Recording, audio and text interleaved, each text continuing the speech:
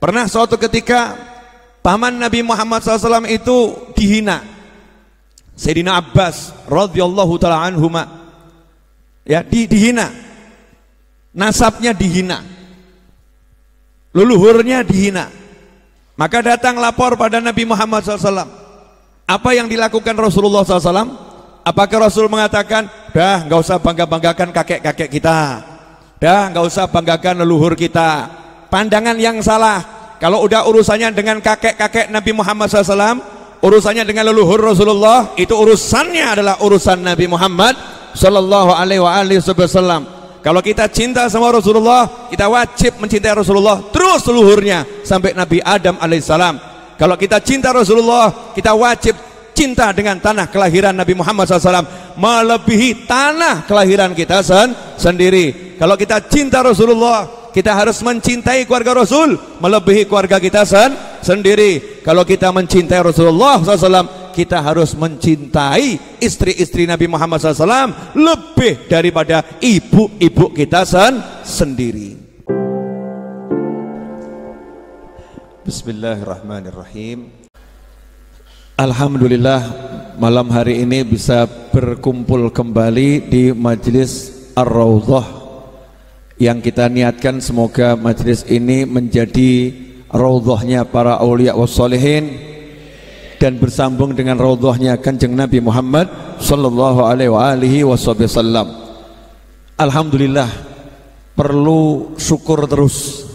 Ya, harus terus bersyukur. Nanti kalau syukur ditambah, kalau enggak syukur ditarik. Ya, kalau enggak syukur ditarik. Ciri-ciri orang yang ditarik nikmatnya adalah orang yang tidak bisa merasakan nikmat. Jadi orang nggak bisa merasakan nikmat itu berarti nikmatnya ditarik. Padahal dirinya penuh dengan nikmat. Nikmat sehat, nikmat punya keluarga, nikmat punya teman, nikmat dan a'zam nikmah adalah nikmah punya dua kalimat syahadah. Menjadi seorang muslim dan menjadi umatnya Kanjeng Nabi Muhammad sallallahu alaihi wasallam itu nikmat yang luar biasa. Alhamdulillah. Nah, kalau nggak bisa merasakan nikmat-nikmat tersebut berarti nikmatnya ditarik. Makanya nggak bisa lihat nikmat yang kelihatan yang nggak nikmat. Lawang nikmat banyak kok, ketoknya yang kelihatan cuman yang nggak enak kan. Naudzubillah min dzalik. Mudah-mudahan Allah Ta'ala membuka mata hati kita sehingga kita bisa melihat nikmat-nikmat Allah Subhanahu wa Ta'ala. Amin, Allahumma amin. Ya, mulai malam hari ini kita akan belajar tentang Kanjeng Nabi Muhammad sallallahu alaihi wasallam.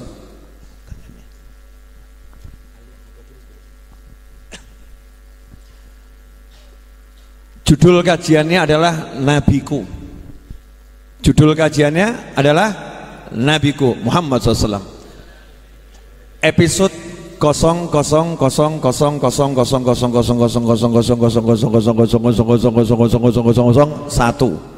000000000000000000000000000000000000000000000000000000000000000000000000000000000000000000000000000000000000000000000000000000000000000000000000000000000000000000000000000000000000000000000000000000000000000000000000000000000000000000000000. Maksudnya apa? Kalau bahas Kanjeng Nabi Muhammad SAW itu tidak ada habisnya. Makanya kita niati episodenya banyak sekali. Ya, siapa tahu nanti turunan saya yang 2000 yang menghatamkan. Ya, karena butuh waktu yang unlimited untuk menikmati Kanjeng Nabi Muhammad SAW. Butuh waktu yang tak terbatas untuk mempelajari Nabi Muhammad SAW. Makanya waktu itu hanya akan ada di surganya Allah Subhanahu wa Ta'ala. Nanti di surga kita akan puas-puas belajar Kanjeng Nabi, nggak ada habisnya. Mungkin ada yang nanya, Beb, malam ini kok tampil beda, kenapa? Ya toh, batin mesti. Beb, kok tampil beda, kenapa? Jenggot disemir coklat tua, rambut disemir coklat tua, imamah asal-asalan dipakai, ya. Kemudian tablet Samsung S6 terbaru ada di hadapan. Loh iya, kenapa gini ya? Kok tampil beda? Karena malam ini saya niati mau bahas Kanjeng Nabi Muhammad SAW. Masa bahas manusia terganteng di jagat raya, yang bahas kurang ganteng kan repot. Kalau bahas manusia terganteng ya kita harus menampan-nampankan diri kita setampan-tampannya walaupun kita tidak tampan. Artinya yo dandano, dandan. Untuk apa? Menghormati yang kita bahas, menghormati kanjeng Nabi Muhammad sallallahu alaihi wasallam. Tuh, makanya dandan seperti ini. Baju ini tadi ba'dal maghrib, sebelum maghrib sedikit, ba'dal maghrib, maghribnya 5:30 ya, ba'dal maghrib saya cuci. Ini baru dicuci ba'dal maghrib, saya sendiri yang nyuci tadi. Nah, kemudian setelah isya dikeringkan pakai mesin pengering Ar-Raudhah gitu loh. Iya, pakai mesin pengering. Jam 8 kurang seperempat tadi kurang lebih sudah kering, disetrika, terus dipakai. Ya terus dipakai. Nawaitunya apa? Hormat kanjeng Nabi Muhammad sallallahu alaihi wasallam. Orang kalau nggak menghormati kanjeng Nabi, nggak memuliakan kanjeng Nabi Muhammad SAW, ya berarti bukan mukmin. Kalau mukmin itu harus memuliakan, mengagungkan, mencintai, mengeluk-elukan kanjeng Nabi Muhammad sallallahu alaihi wasallam. Setahun ini kita sibuk dengan banyak hal, mungkin banyak yang nggak manfaat. Betul. Setahun ini mungkin jari jemari kita sibuk kirim pesan-pesan di media sosial dengan pesan-pesan yang mungkin kurang manfaat. Mulai malam hari ini, yuk niat kita akan jadikan jari jemari kita ini nanti bisa berjabat tangan dengan kanjeng Nabi Muhammad SAW. Mari kita jadikan jari jemari kita ini nanti disentuh oleh jari jemari kanjeng Nabi Muhammad sallallahu alaihi wasallam. Caranya bagaimana? Mulai malam hari ini kita akan jadikan jari jemari kita ini mengetik pesan-pesan kanjeng Nabi Muhammad sallallahu alaihi wasallam, membagikan, men-share segala sesuatu tentang baginda Muhammad sallallahu alaihi wasallam. Satu hari satu share, insya Allah nggak terasa Indonesia akan penuh dengan kanjeng Nabi Muhammad sallallahu alaihi wasallam. Diniati sampai nanti datang bulan Maulid, bulan depan, bulan November di negara kita, Indonesia akan gegap gempita sibuk menyambut Nabi Muhammad SAW. Tidak sibuk dengan yang lain. Ada orang sibuk dengan pilpres, ada orang sibuk dengan pilkades, ada orang sibuk dengan pil-pil macam-macam. Kita akan sibuk dengan kanjeng Nabi Muhammad sallallahu alaihi wasallam. Ada orang sibuk cari duit, ada orang sibuk mikir duit. Kita akan sibuk mengingat-ingat kanjeng Nabi Muhammad sallallahu alaihi wasallam. Ada orang sibuk menyiapkan pakaian untuk nikah, kita akan sibuk menyiapkan pakaian untuk nyambut kanjeng Nabi Muhammad sallallahu alaihi wasallam. Siap semuanya? Siap jadikan jari jemarinya bala tentara Allah? Siap jadikan tangannya menjadi bala tentara Allah? Siap persiapkan tangannya untuk berjabat tangan dengan kanjeng Nabi Muhammad SAW? Mulai malam hari ini share semua kajian yang menjelaskan kemuliaan baginda Muhammad sallallahu alaihi wasallam. Buat ringkasan yang bagus, buat potongan yang bagus, bagikan kepada seluruh kontak yang kita miliki, seluruh medsos yang ada di negara kita maupun di luar negeri, yang di Taiwan, di Korea, di Hong Kong, di Jepang, dimanapun Anda berada. Jadikan jari jemarimu untuk menjadi temannya kanjeng Nabi Muhammad sallallahu alaihi wasallam. Allah Ta'ala telah menyatakan dalam Al-Quran bahwasannya kami telah meninggikan sebutanmu, wa rafa'na laka dzikrak. Kami telah meninggikan sebutanmu. Kata kami ini mudah-mudahan kita masuk di dalamnya. Kami, Allah nggak bilang saya, tapi kami, artinya Allah menggunakan makhluknya di dalam meninggikan Nabi Muhammad SAW, dalam memuliakan Nabi Muhammad sallallahu alaihi wasallam. Mudah-mudahan kita dimasukkan oleh Allah dalam kata kami, menjadi orang-orang yang diberi Allah Ta'ala kemudahan, kekuatan untuk ikut-ikut mengeluk-elukan, mengagungkan, memuliakan, mengkultuskan kanjeng Nabi Muhammad SAW. Kalau ada kata mengkultuskan, kenapa saya pakai kata itu? Karena zaman sekarang ini aneh, muliakan kanjeng Nabi dibilang mengkultuskan. Iya, tapi kalau memuliakan istrinya nggak dibilang mengkultuskan. Memuliakan suaminya nggak dibilang mengkultuskan. Memuliakan dokternya tidak dibilang mengkultuskan. Tapi kalau memuliakan Kanjeng Nabi dibilang mengkultuskan. Kalau kata itu boleh dipakai, kita akan kultuskan Nabi Muhammad SAW. Dalam arti bukan menuhankan, tidak mungkin. Dalam arti bukan menjadikan sesembahan, tidak mungkin. Tapi dalam arti mengagungkan setinggi-tingginya Kanjeng Nabi Muhammad SAW dalam artian sebagai makhluk dan hambanya Allah Subhanahu wa ta'ala. Jelas semuanya? Nah, kita mulai belajar dari yang bab paling gampang. Orang tua Nabi Muhammad SAW. Malam ini kita belajar bab itu saja dan ringkas.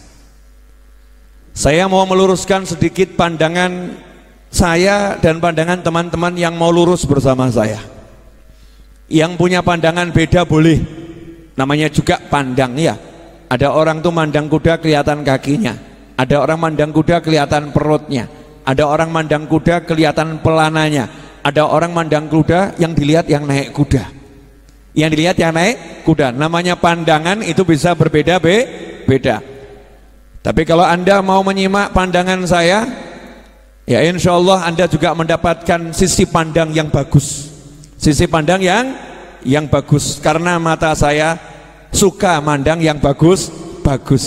Yang enggak bagus tetap saya pandang bagus. Barang jelek di mata saya insya Allah akan jadi bagus. Niatan saya seperti itu. Oke, pemirsa di rumah Anda sudah siap? Dah, handphonenya tinggal dulu pemirsa, WhatsApp-nya matikan, fokus belajar. Iya, fokus belajar. Malam ini insya Allah kita akan membawa hati kita ke zaman Nabi Muhammad SAW. Ada satu hal yang mungkin agak aneh dihembuskan, diisukan, bahwasanya zaman Nabi zaman jahiliyah, zaman Nabi zaman kerusakan. Zaman sebelum Nabi Muhammad SAW diutus dan ketika diutus itu rusak-rusaknya zaman. Pernah dengar yang seperti ini? Pernah dengar yang seperti ini? Saya katakan zaman kita jauh lebih rusak dari zaman Nabi Muhammad SAW. Zaman kita jauh lebih buruk dari zamannya Nabi Muhammad SAW. Betul di zaman Nabi ada kerusakan. Betul di zaman Nabi ada kebodohan. Betul di zaman Nabi ada kesesatan yang dilakukan oleh orang-orang yang sesat. Tapi kita harus percaya tidak ada pendapat yang lebih benar dari pendapatnya Kanjeng Nabi Muhammad sallallahu alaihi wasallam. Tidak ada pemikiran yang lebih hebat dari pemikiran Nabi Muhammad sallallahu alaihi wasallam. Kita tanya sama Rasulullah, ya Rasulullah, betulkah zamanmu zaman yang terburuk? Betulkah zamanmu zaman yang terjelek? Betulkah di eramu era kerusakan yang paling rusak? Maka kita nanya pada Nabi Muhammad SAW. Alhamdulillah Rasulullah sudah jawab. Rasulullah sudah jawab sallallahu alaihi wasallam. An Abi Hurairah radhiyallahu anhu anna Rasulullah sallallahu alaihi wasallam qala. Diriwayatkan oleh Sayyidina Abu Hurairah radhiyallahu anhu dalam kitab Sahih Al-Bukhari dan kitab-kitab yang lain. Yang saya nukil ini sesuai redaksi yang ada dalam kitab Sahih Al-Bukhari, bahwasannya Nabi Muhammad sallallahu alaihi wasallam bersabda, "Bu'ithtu min khairi quruni bani Adam qarnan fa qarnan hatta kuntu minal qarnil ladzi kuntu minhu." Kata Nabi Muhammad sallallahu alaihi wasallam, "Bu'ithtu, aku diutus." Aku diutus sebagai apa? Sebagai Rasul. Karena kalau pangkat Nabi sudah dimiliki, walaupun Nabi Adam belum jadi manusia. Anan Nabi wa Adam munjadilun fi tinatih. Aku itu sudah jadi Nabi, sementara Adam masih berupa adonan tanah, belum ditiupkan roh. Kanjeng Nabi Muhammad SAW sudah jadi Nabi. Bu'ithtu min khairi kuruni bani Adam. Aku diutus di kurun waktu terbaik anak cucu Adam, generasi terbaik anak cucu Adam. Coba dicermati sabda Nabi Muhammad SAW. Aku diutus di era terbaik anak cucu Adam. Kalau Nabi bilang era terbaik, apakah setelah era Nabi ada era yang lebih baik? Enggak ada. Enggak ada. Apakah setelah era Nabi ada era yang baiknya mirip dengan era Nabi? Enggak ada. khairi quruni bani Adam qarnan fa qarnan, dari zaman Nabi Adam alaihissalam satu kurun ke kurun yang lain. Arti kurun ada mengatakan 100 tahun sekali, itu namanya kurun waktu, qarn. 100 tahun, 100 tahun, 100 tahun, generasi ke generasi ke generasi, era ke era ke era, masa ke masa ke masa, sampai tiba qarn, waktu, generasi hidupnya Nabi Muhammad sallallahu alaihi wasallam. Apa kata Nabi Muhammad SAW? Apakah Rasul mengatakan saat aku diutus itu pas rusak-rusaknya zaman? Apa Rasul ngomong begitu? Tidak. Apakah Rasul mengatakan saat aku diutus itu waktu hancur-hancurnya zaman? Tidak. Rasul bahkan mengatakan SAW, aku diutus di generasi yang terbaik. Maka jangan ikuti pemikiran-pemikiran yang menyimpang dari apa yang disampaikan Nabi Muhammad SAW. 1 juta orang boleh berdalil, 1 juta orang boleh mengemukakan pendapat, tapi ini pendapat Nabi Muhammad sallallahu alaihi wasallam.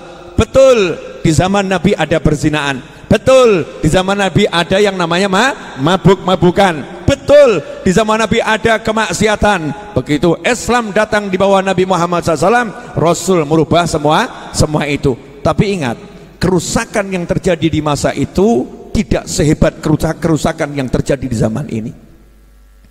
Kehancuran yang terjadi di zaman itu tidak sehebat dengan kehancuran yang terjadi di zaman ini. Meskipun di zaman itu ada kebodohan, meskipun di masa itu ada kesesatan, tetapi Rasul mengatakan itu generasi yang terbaik. Setelah itu akan berkurang, menjadi buruk lagi, menjadi buruk lagi, menjadi buruk lagi, sampai nanti tibanya kiamat. Itu di masa yang terburuk.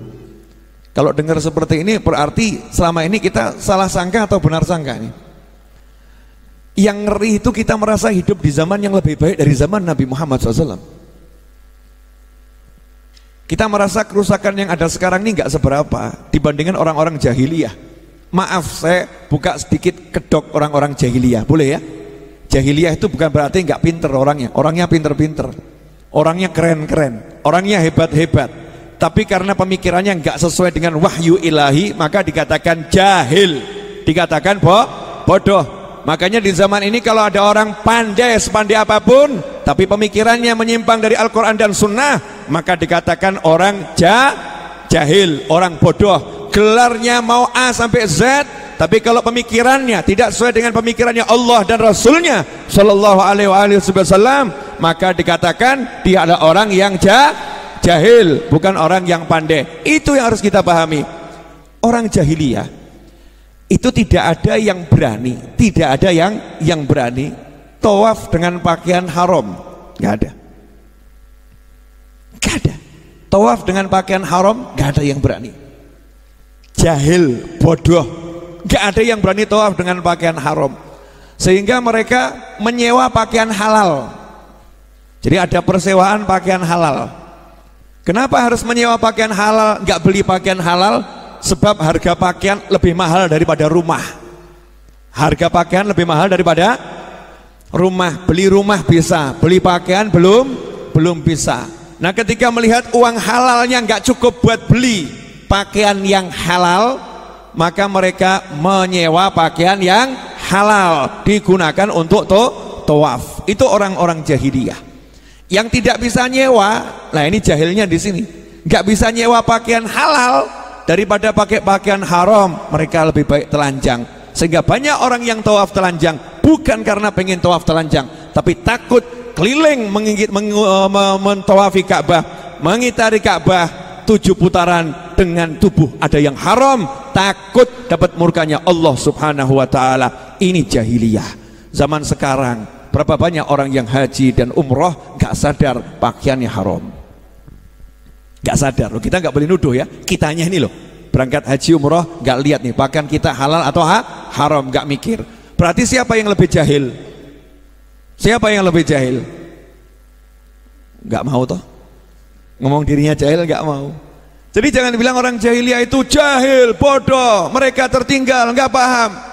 Betul mereka jahil, tapi kita jauh lebih jahil. Kenapa? Lawang kita udah dikasih ajaran Nabi Muhammad SAW, dikasih ajaran Islam, masih saja menyimpang. Maka jauh lebih jahil dari orang-orang yang dahulu dipandang jahil. Bu, Ibu, jangan tegang-tegang ya Bu. Memang bahasanya ini harus semangat. Kalau enggak semangat nanti enggak enak ya. Semangat.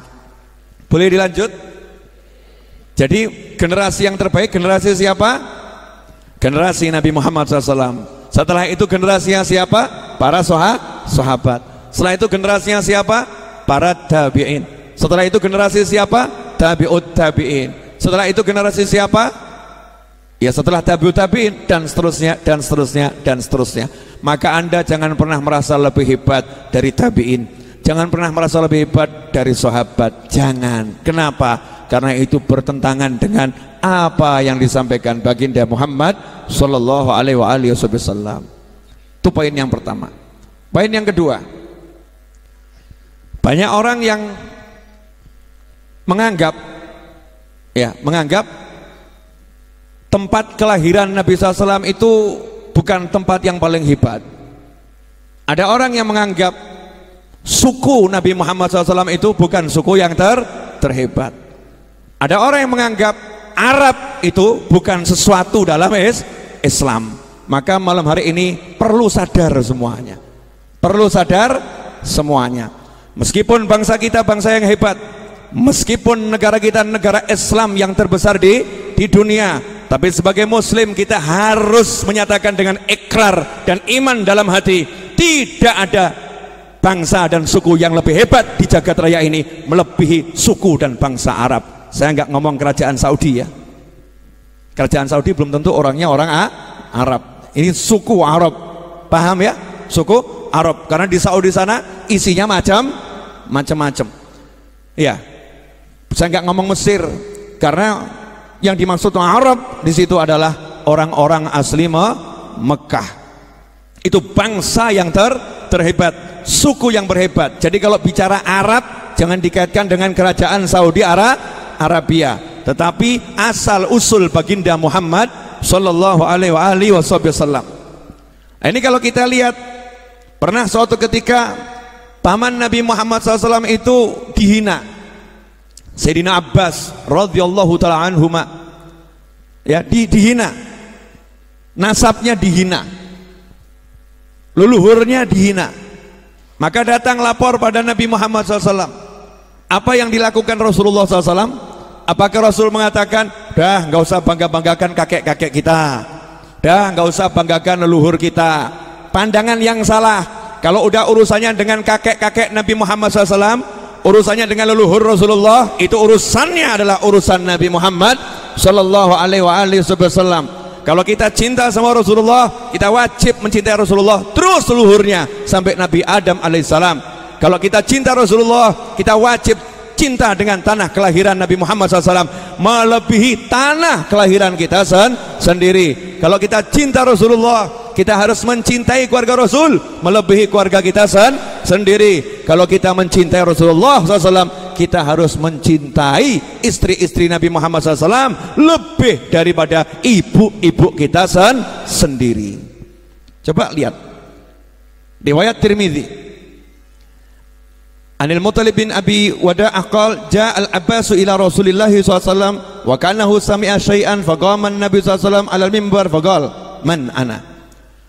Maka ketika Nabi SAW mendapatkan laporan tentang nasab leluhurnya, kok ada yang mencela, menghina nasab leluhurnya, Nabi langsung naik mimbar. Nabi Muhammad SAW naik mimbar di hadapan para sahabat. Rasul ceramah, Rasul khutbah dan bertanya kepada para sahabat, man ana, siapa aku? Bukan lagunya yang lagi tenar, man ana, bukan itu ya. Man ana, siapa aku? Sahabat menjawab, tapi jawabannya tidak seperti yang dimau Nabi Muhammad SAW.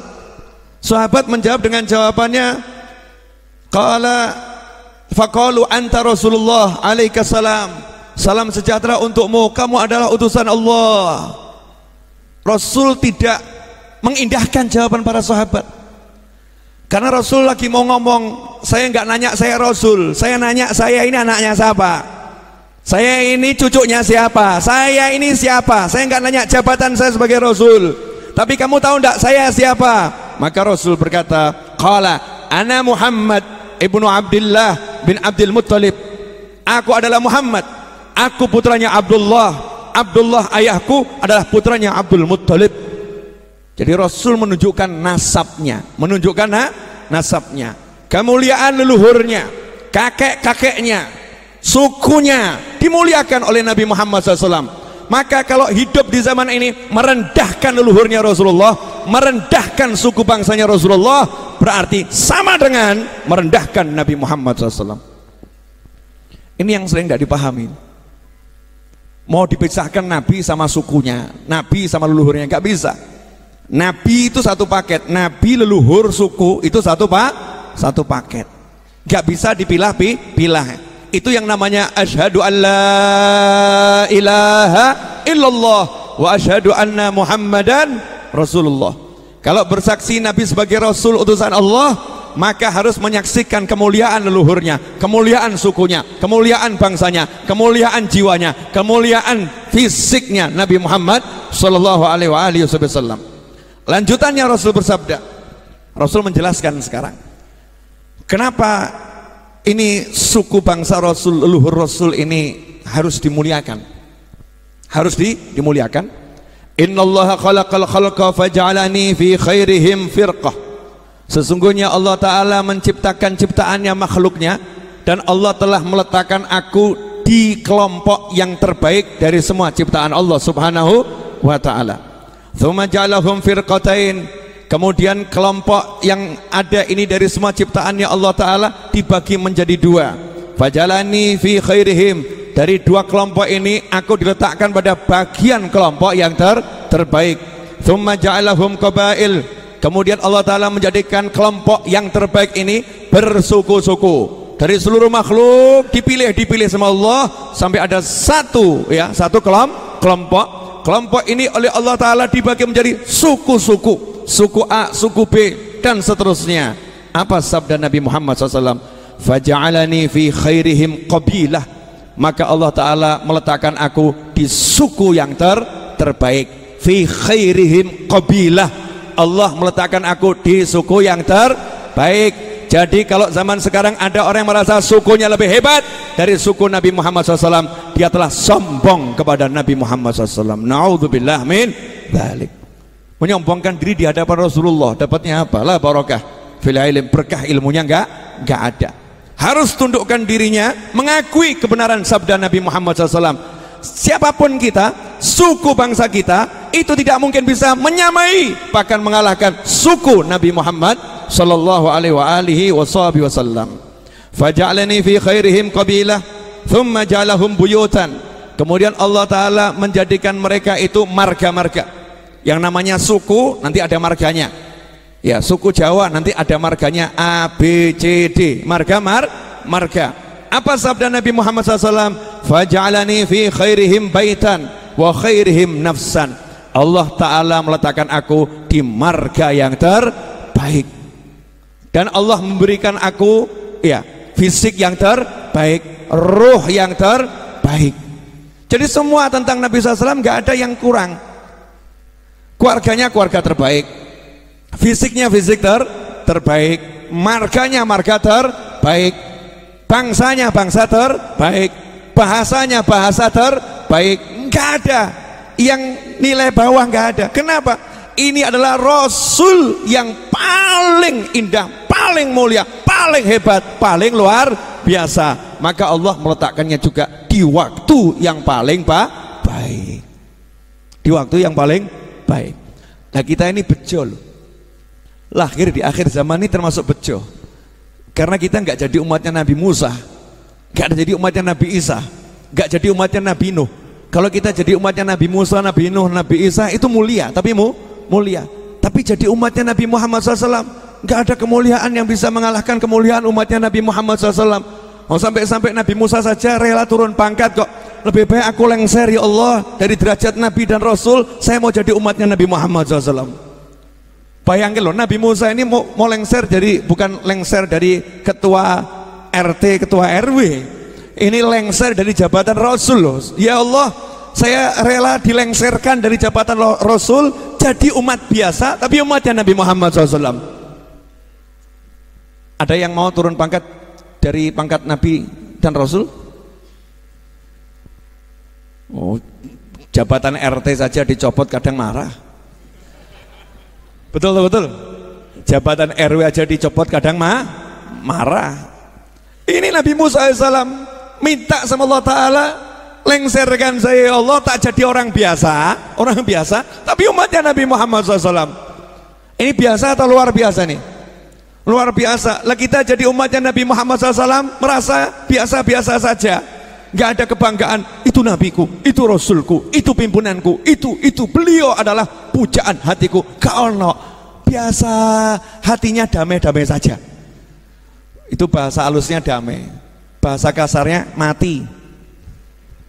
Mati kan damai tuh, mati kan damai.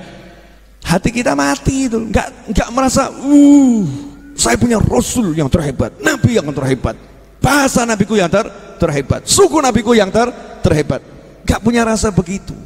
Makanya harus ditumbuhkan, belajar betul. Kita belajar betul. Boleh dilanjut?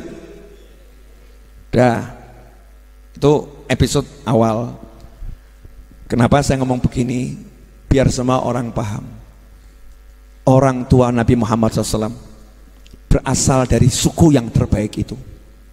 Orang tua Nabi Muhammad SAW berasal dari marga yang terbaik itu.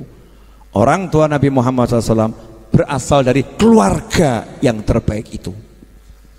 Jadi kamu jangan merasa lebih hebat dari orang tuanya Rasulullah SAW. Kamu jangan merasa lebih top dari orang tuanya Nabi Muhammad SAW. Rasulullah ini dipilihkan dari best of the best, yang terbaik dari yang terbaik.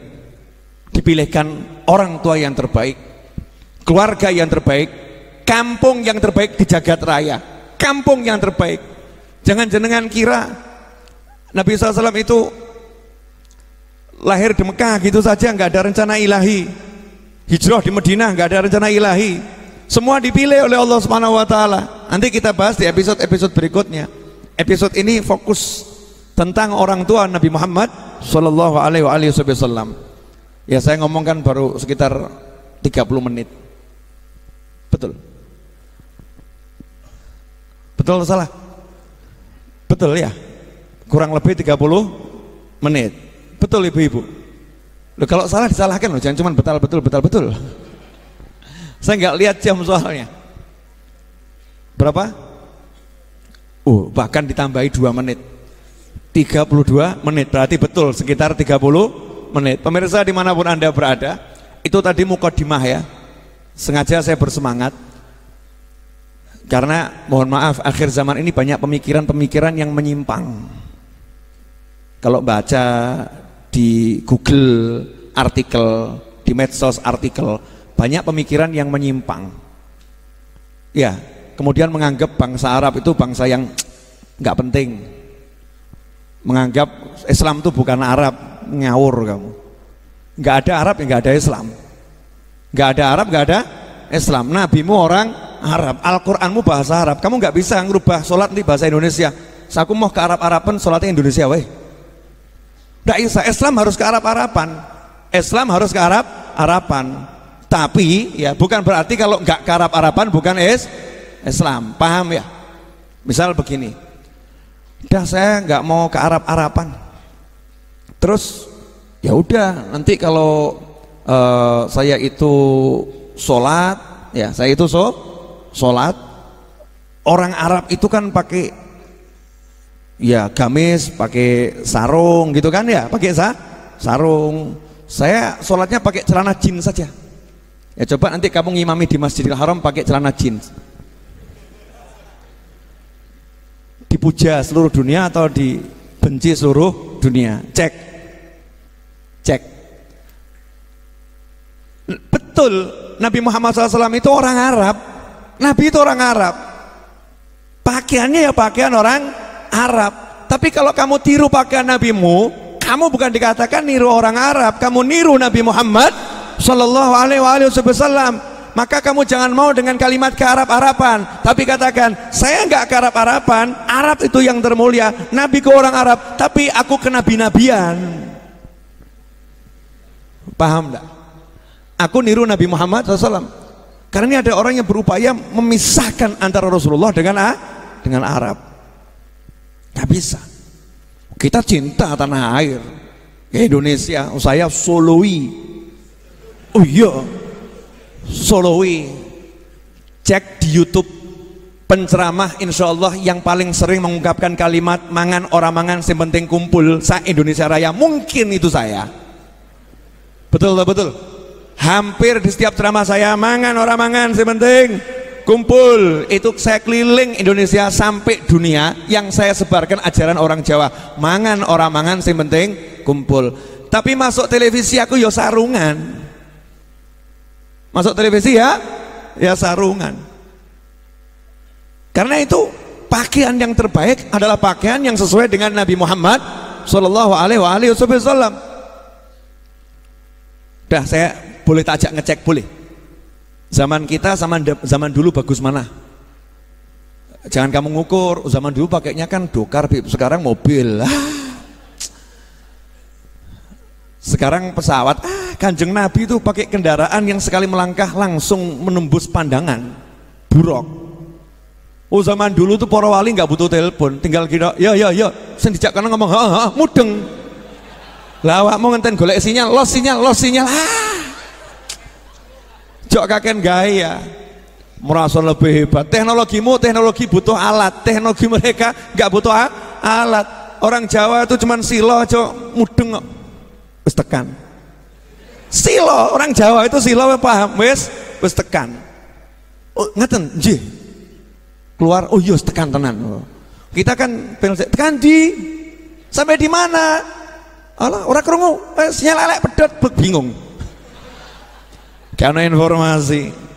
Jangan merasa kamu hebat dengan teknologi. Tak jamin nanti ya, Nabi saya nggak mungkin keliru. Nanti itu yang namanya listrik, yang namanya BBM dan sebagainya nanti entek kabeh, nggak iso dinggo. Balik numpak jaran. Makanya kuda sekarang nyantai saja. Alah, manusia sombong. Aku dijadikan pajangan di kandang, ya sudah biarin tak nikmatin rumput, ya toh. Jadi hiburan mereka. Nanti lihat, kalau mereka sudah nggak bisa pakai mobil, nggak bisa pakai pesawat, nggak bisa pakai itu, yang dicari saya. Kata kuda, entonono. Kudanya ngomong begitu. Kalau nggak percaya tanya sama kuda. Nabi nggak mungkin keliru. Jangan percaya sama siapapun. Nabi SAW itu udah nembus 7 lapis langit dan bilang nanti ya akhir zaman orang naik kuda. Makanya kita kan disunahkan memelihara kuda, betul kan ya? Ya cepat-cepat kalau zaman itu tiba, kamu nggak bingung. Kemarin dulu ada gempa bumi di Jawa Barat. Ini cerita lucu nih, boleh ya? Gempa bumi di Jawa Barat. Itu orang yang punya rekening di bank ratusan juta, bingung. Kenapa? Lah karena nggak punya uang cash. ATM mati kabeh. Mesin ATM mati semua. Adanya mesin ATM di mall yang jauh. Jadi mesin ATM ini bank nggak kanggo kalau listriknya mati. Jadi lebih baik nyimpen ATM atau uang cash. Loh, aneh toh? Kemarin katanya jangan nyimpen uang cash. Sekarang mulai mikir nyimpen uang cash. Zaman yang terbaik zaman Nabi dan setelahnya, berarti zaman kita ini lebih buruk. Betul? Oke. Cek. Fotonya Mbah Hasyim Asy'ari. Ya. Fotonya Mbak Ahmad Dahlan. Cari fotonya Khalil Al-Bangkalani. Cari fotonya beliau-beliau itu. Cek. Pakai seperti saya atau enggak seperti saya? Pakai begini enggak? Pakai. Pernah enggak bahasa ngomong aku ini ke Arab-Araban begitu? Pernah ngomong begitu? Enggak pernah. Bangga dengan pakai imamahnya, bangga pakai jubahnya, pakai jubah, pakai imamah. Saya mau jahitkan jubah lagi, penjahit saya mengatakan pandangan saya udah kurang tajam, Bib. Ini kalau satu baju 1 bulan, aduh kesuwen. Saya betul pengen untuk bulan Maulid itu dandan betul ya, dandan betul. Ini kok mandang saya tidak enak, kenapa ini? Loh, gini nih ya abot loh. Kenapa? Ngeludul. Pusing, kepala diikat itu ya, enggak enak. Tapi kan yuk ganteng naik sekian persen. Betul. Oh iya, nanti kapan-kapan semua pakai begini ya. Wah, kenapa? Ingat Kanjeng Nabi. Oh, gaya. Ingat Kanjeng Nabi SAW. Nabi mengatakan siapa yang sholat pakai begini nilai sholatnya 70 kali lebih bagus daripada yang nggak pakai seperti ini. Itu ada riwayatnya seperti itu. Makanya ya Mbah Hasyim ya pakai, ya Khalil ya pakai, Mbah Ahmad Dahlan ya pakai, Pangeran Diponegoro ya pakai, Imam Bonjol ya pakai. Kita enggak pakai. Kemudian kita mengatakan itu pakaian kearap-arapan. Kurang ajar bek simbah awakmu. Betul. Kita kurang ajar sama Mbah Hasyim, kurang ajar sama Mbah Ahmad Dahlan, kurang ajar sama Mbah Khalil Al-Bangkalani. Pakailah, kamu mau pakai apapun boleh, tapi jangan mengatakan pakaiannya ulama itu pakaian kearap-arapan. Itu pakaian Islam. Paham? Lah gandeng nabiku wong Arab yo pakane kaya ngono yo pantes. Tapi nilainya itu pakaian Islam. Jangan kemudian dikatakan sementing Islam nutup aurat. Bukan begitu. Memang standar minimal nutup aurat. Jelas semuanya? Apa? Sing giling nutup aurat tak? Oke, I see. Ada yang batin, dengarin Habib Novel galak. Saya galak atau biasa saja ini? Biasa, cuman suara agak lantang. Kenapa? Angin ngantuk mulai berdatangan. Maka suaranya harus keras. Buktinya di samping saya udah terkena. Salah satu korbannya nih. Ya Tawin? Ya. Lanjutkan gak apa-apa, lanjutkan. Rezeki ya. Ini Abang Edwin ini kan salah satu teman saya yang sangat-sangat setia. Yang lainnya tidur dia melek. Maka saat yang lain melek dia tidur wajar. Tapi ini kan angin ngantuk mulai berdatangan. Kalau saya nggak teriak kan dari situ terdekat serangannya ke saya. Betul kan?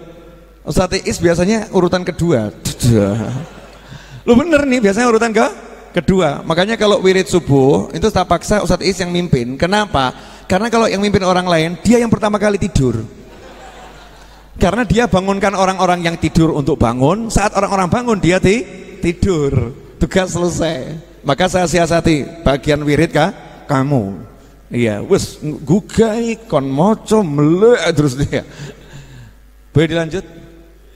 Nggak, saya ngomong gini biar pemirsa di rumah paham kalau ini bukan keras, tapi memang suaranya harus keras. Suara harus lantang. Yang dari Gresik Mas Ahsanus Sobirin mana? Ya, nama jenengan cuman itu toh atau ada tambahannya? Itu toh. Saya sarankan boleh. Ya, biar urusanmu beres. Tambahi Muhammad depannya. Muhammad Ahsanus Sobirin. Karena Ahsanus Sobirin hanya Kanjeng Nabi Muhammad SAW. Nanti kalau diterjemahkan Ahsanus Sobirin, orang sabar yang paling baik. Ujian terus uripmu.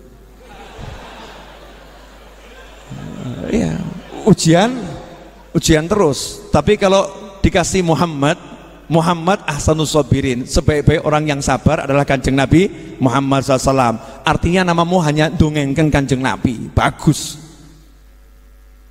Oke? Iya, nggak usah ditambahi di KTP, jangan. Niatno di hati saja. Ngomong sama Allah, ya Allah, saya namanya Muhammad Ahsanus Sobirin. Ya, Muhammad Ahsanus Sobirin. Dah beres urusanmu, insya Allah. Selesai. Jawabannya itu yang dimaksud. Yang paham hanya saya dengan beliau, yang lain nggak usah paham.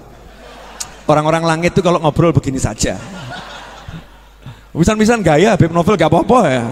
Bisa-bisa jangan sering-sering. Apa Is? Saat Is mulai bingung. Lanjut boleh? Ya ini ketawa dulu karena habis ini mau nangis kita. Adhaka wa abka. Allah yang buat kita ketawa, Allah juga akan buat kita nangis. Iya, kita akan nangis malam ini.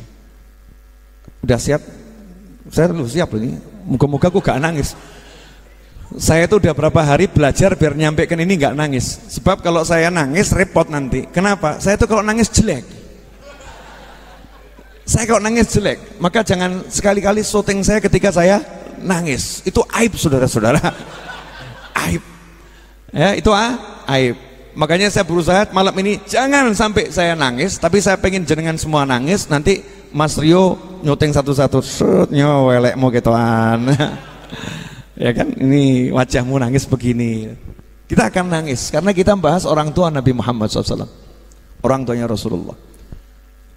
Begini ya, saya itu heran tuh ya, ada khutbah Jumat, kalau ada ya khutbah Jumat, sepanjang khutbah kok cuman bilang orang tua Nabi di neraka, orang tua Nabi di neraka, orang tua Nabi disiksa, orang Nabi di neraka. Apa gak ada bahan dia? Apa gak punya bahan yang lain? Jadi ceramah, pengajian isinya cuman orang tua Nabi di neraka. Satu episode orang tua Nabi di neraka, bahkan judulnya gede, orang tua Nabi di neraka itu.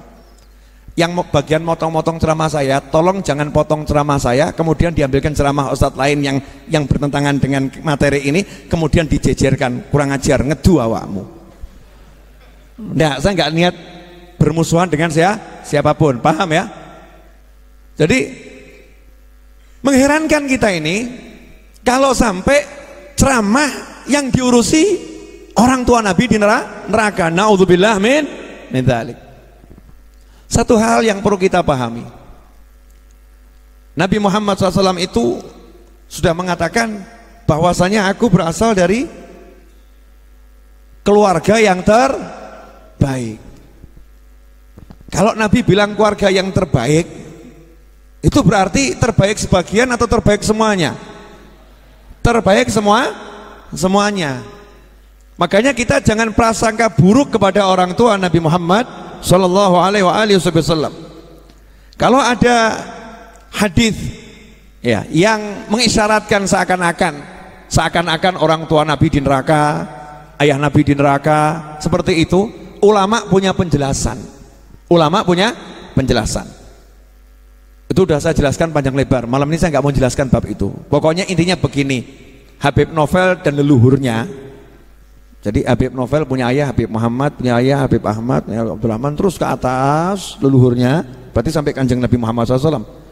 Karena ilmu ini diturunkan dari Nabi ke anaknya, ke cucunya, terus sampai ke saya, sampai ke saya.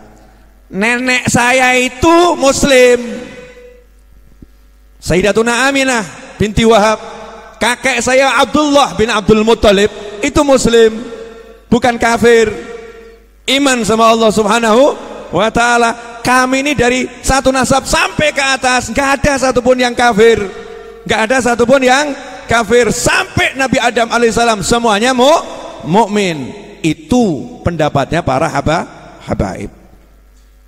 Maka jenengan kalau baca murid-muridnya Habib, pendapatnya juga seperti itu. Contoh, baca tafsirnya Yai Nawawi Al-Bantani.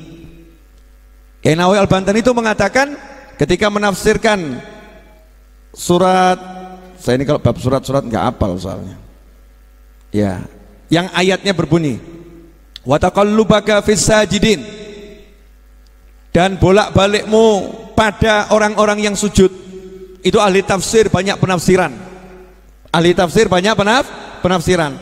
Tapi salah satu tafsirnya Imam Nawawi Al-Bantani dan juga para ulama yang lain, di antaranya Sayyidina Abdullah bin Abbas radhiyallahu ta'ala anhuma, sepupu Nabi Muhammad SAW, yang dimaksud bolak-balikmu taqallubaka fis sajidin pada orang-orang yang sujud adalah bahwasanya Nabi Muhammad SAW dipindahkan ruh beliau dari satu sulbi ke sulbi yang lain. Semua sulbi yang disinggahi oleh Nabi Muhammad SAW adalah orang yang sujud kepada Allah dan bukan pada berhala.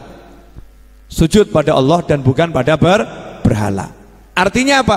Berdasarkan ayat ini, seluruh orang tua Nabi Muhammad SAW ke atas adalah orang-orang yang sujud kepada Allah Subhanahu wa ta'ala. Ini Al-Quran, bukan hadis.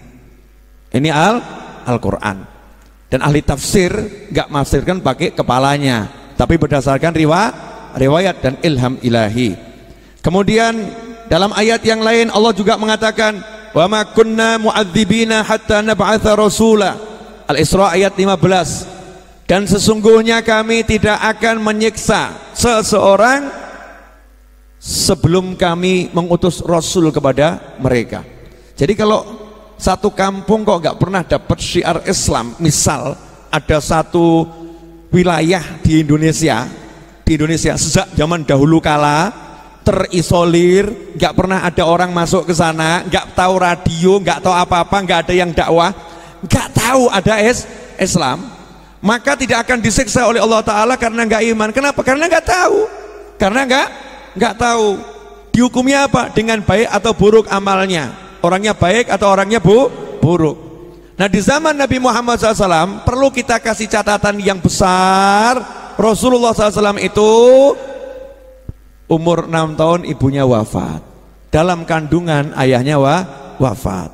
Artinya umur 40 tahun jadi Rasul SAW, orang tua beliau SAW sudah berada di alam barzakh. Artinya orang tua Nabi hidup di masa belum ada Islam yang dibawa Nabi Muhammad SAW. Dan orang Arab itu agamanya agama Nabi Ismail dan Ibrahim alaihimassalam, dan itu sudah terputus sekian generasi sehingga disebut waktu itu dengan masa fatrah, kekosongan kenabian. Ajaran-ajaran sudah banyak orang yang ahlinya sudah pada meninggal, sehingga yang di bawah ini hanya menjalankan keimanan pada Allah Subhanahu wa Ta'ala. Dan orang tua Rasulullah SAW termasuk yang di masa fatrah, masa belum ada kerasulan dan kenabian, dan iman pada Allah Subhanahu wa Ta'ala. Sehingga menurut ayat ini tidak mungkin berada dalam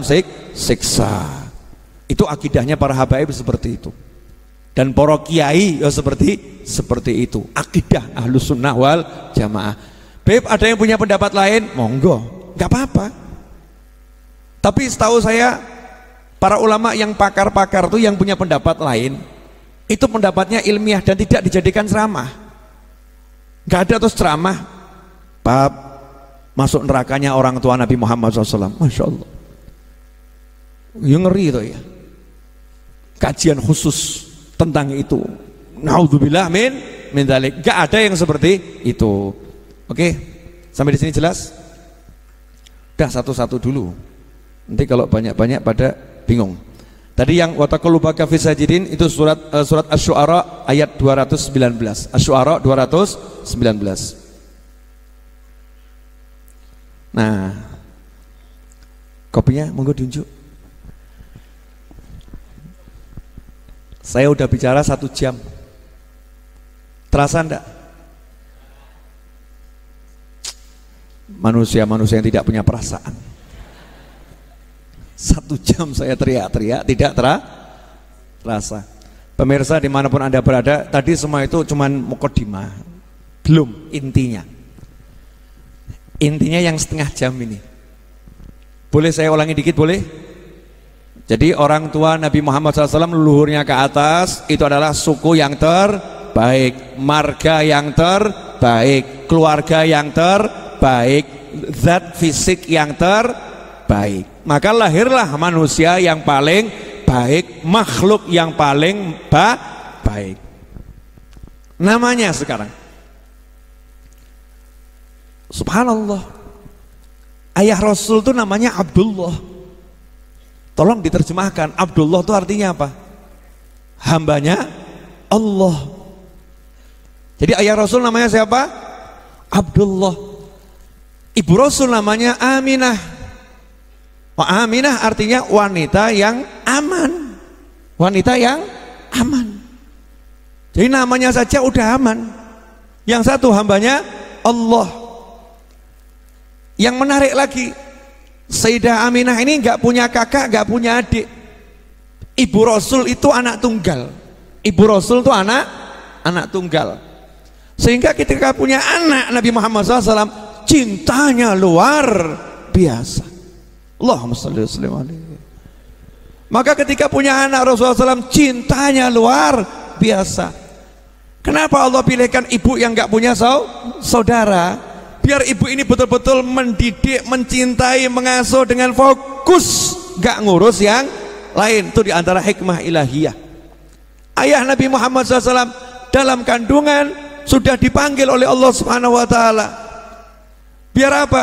Biar Rasulullah SAW ini betul-betul nanti tumbuh setelah ibunya wafat pun, ayahnya wafat, tumbuhnya Nabi tidak bergantung pada makhluk, tapi bergantung pada Allah Subhanahu wa Ta'ala. Nanti seperti itu.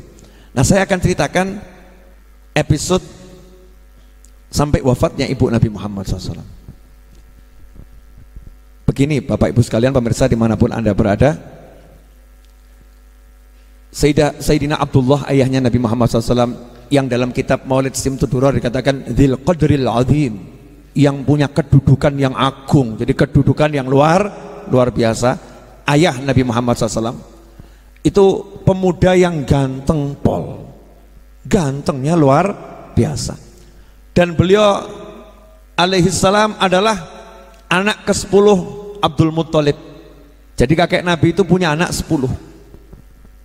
Ceritanya panjang, saya nggak akan cerita detail tentang itu karena tujuan majelis ini hanya akan memberikan informasi global, ya, informasi global.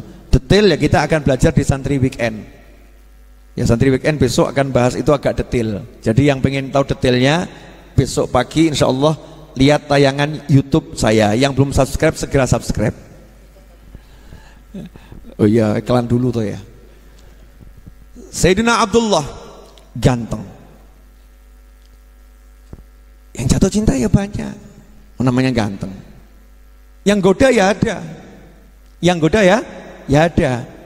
Tapi yang nggak tergoda. Kenapa? Karena orang mulia. Dan dalam dirinya ada nur Nabi Muhammad sallallahu alaihi wasallam. Bu, saya mau ngasih gambaran dikit boleh Bu? Tahu makamnya Nabi Muhammad SAW? Makam Rasul itu kan ada kain penutupnya ya, kiswah. Itu kalau kain aslinya, kalau memang kain aslinya itu ada yang punya aslinya ya. Saya nggak ngomong orang yang ngaku-ngaku punya. Tapi kalau ada yang punya kain asli penutup kiswah itu, kira-kira jadi rebutan atau nggak rebutan? Kenapa?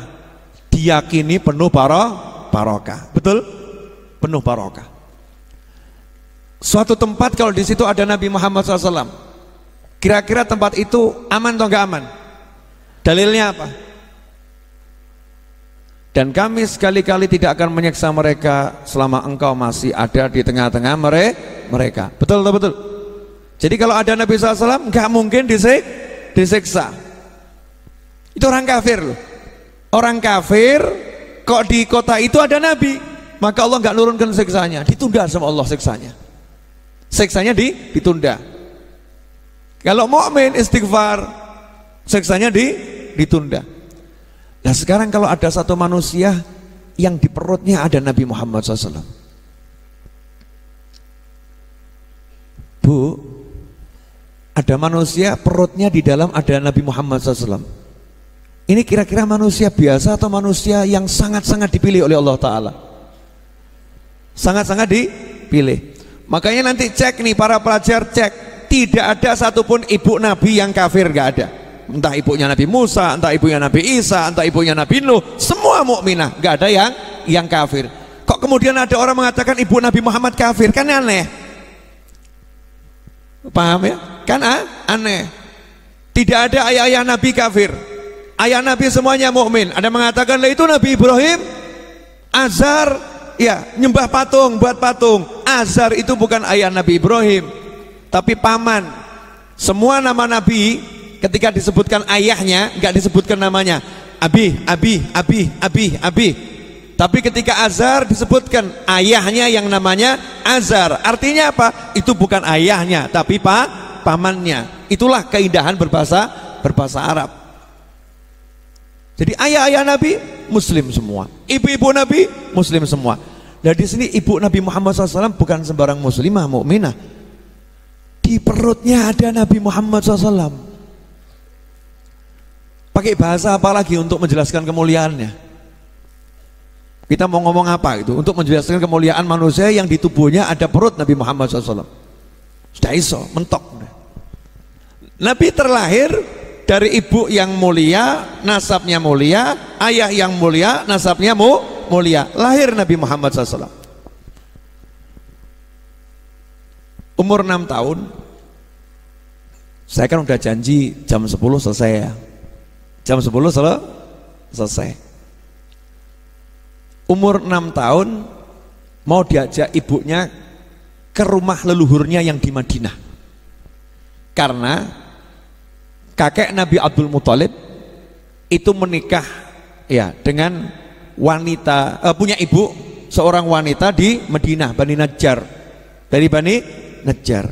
Jadi kakek Nabi Abdul Muthalib itu bukan orang Mekah aslinya orang Madinah. Terus pindah ke Mekah ikut dengan pamannya. Namanya Muthalib. Sehingga ketika datang ke Mekah dikira budaknya Muthalib. Maka dipanggil Abdul Muthalib, budaknya Muthalib, aslinya dari Madinah. Maka umur 6 tahun sama ibunya mau diajak ke keluarga ayahnya yang ada di Madinah, sekaligus ziarah ke makam ayahnya. Ibunya pengen nunjukkan nih.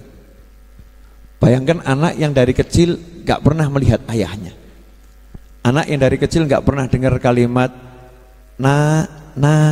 gak pernah dari ayah. Anak yang dari kecil gak pernah manggil ayah, gak pernah. Terus sama ibunya pertama kali safar, pertama kali perjalanan sejauh 500 kilo.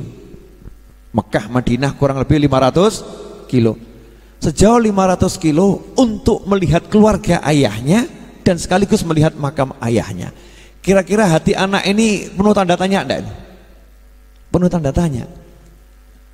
Maka bertiga, Nabi Muhammad SAW, Ummu Aiman adalah budak wanita warisan dari ayah Nabi Muhammad SAW, dan ibunya Nabi Muhammad SAW, Sayyidah Aminah bintu Wahab. Bertiga naik 2 onta. Bayangan saya ya gak mungkin toh Rasul kok sama budaknya, ya mesti ya berdua sama ibunya gitu ya. Kita bayangkan 1 onta, terus ibu sama anak ini naik onta tadi berdua, anaknya ditaruh di depan, terus ibunya yang pegang gini. Masya Allah, 500 kilo gak punya orang lain, punyanya cuma anak yang satu ini, punyanya anak yang ketika masih hamil ya udah dapat mimpi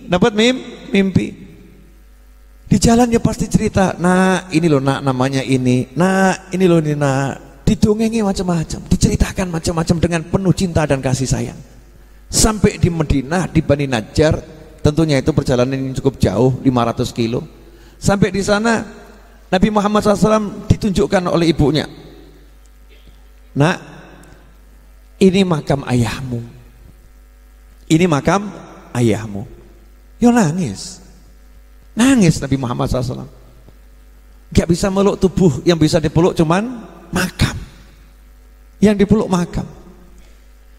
Setelah itu dikenalkan dengan keluarga ayahnya, tinggal di Madinah 1 bulan Nabi Muhammad SAW. 1 bulan tinggal di Madinah.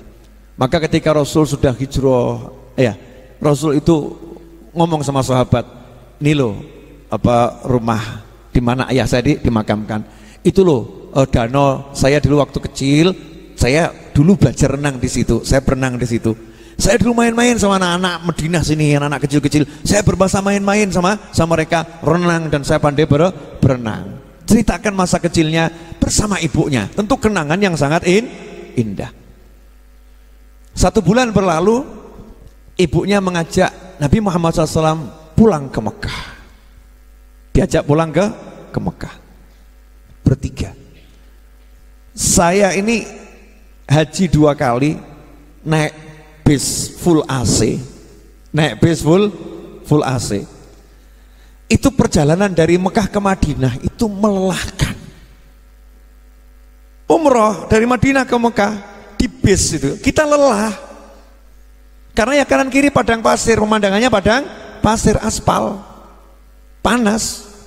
Istirahat turun dari bis itu ya panasnya luar biasa. Nah ini naik onta, panasnya luar biasa, anginnya juga luar biasa. Maka ibu Nabi Muhammad SAW sakit. Sampai pada satu tempat namanya Al-Abwa, Sayyidah Aminah gak kuat dan paham kalau beliau akan meninggal dunia. gak kuat dan paham kalau beliau akan meninggal dunia. Maka anaknya didekatkan gitu. Ya, didekatkan. Inda ra'siha, di samping kepalanya, tidur gitu, dipanggil Nabi Muhammad SAW. Sini nak. Coba dibayangkan ibu yang sakit tidur, anaknya di sampingnya. Anaknya di sampingnya. Kemudian si ibu mengucapkan kalimat syair.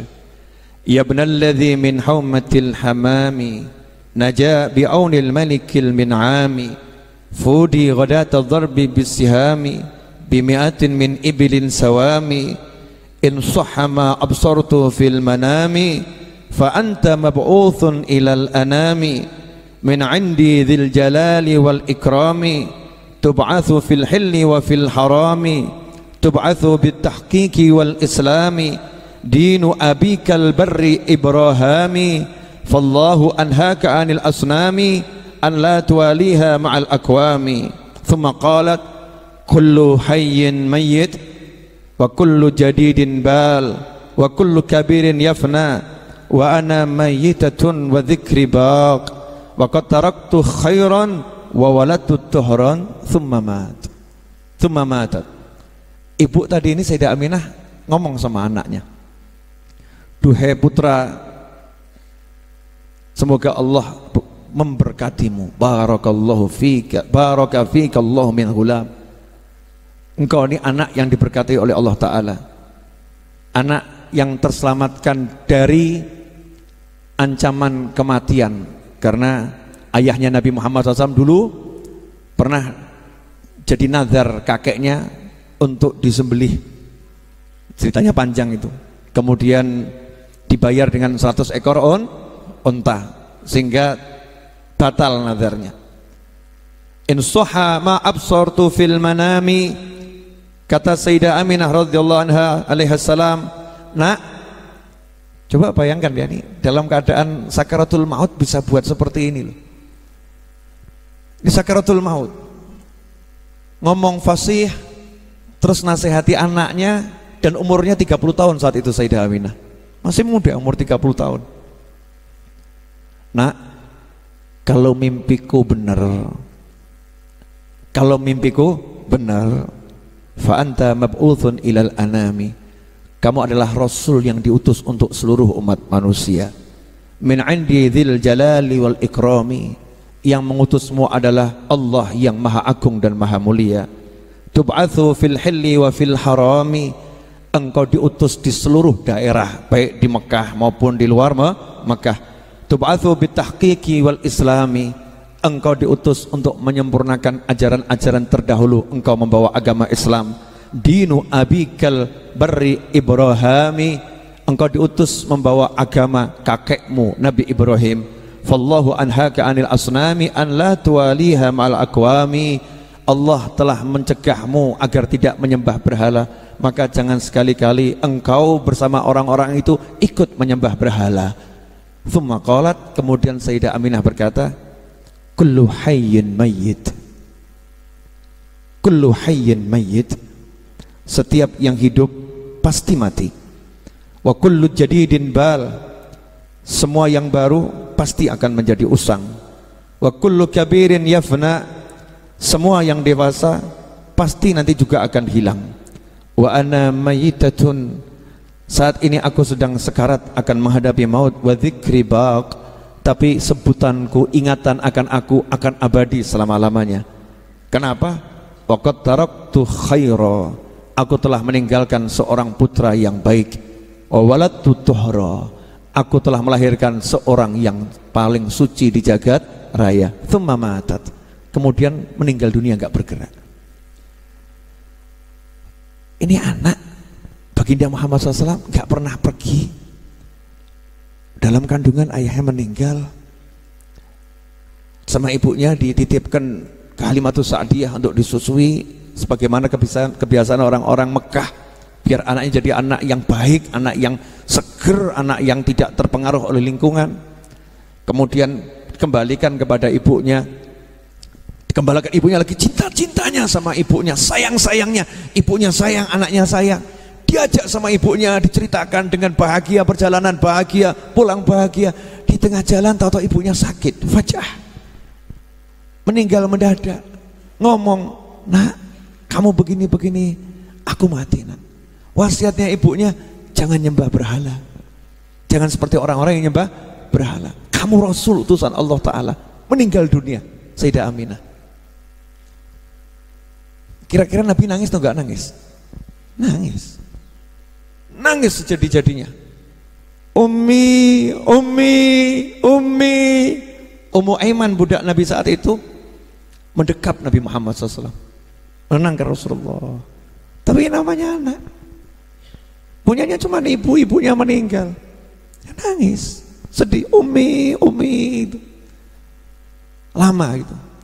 Sampai akhirnya Ummu Aiman berkata kepada Nabi Muhammad SAW, yuk kita kebumikan ibumu. 2 orang, 1 wanita, 1 anak kecil. Anak ini diajak untuk memakamkan ibunya, gak ada orang lain. Gak ada orang lain.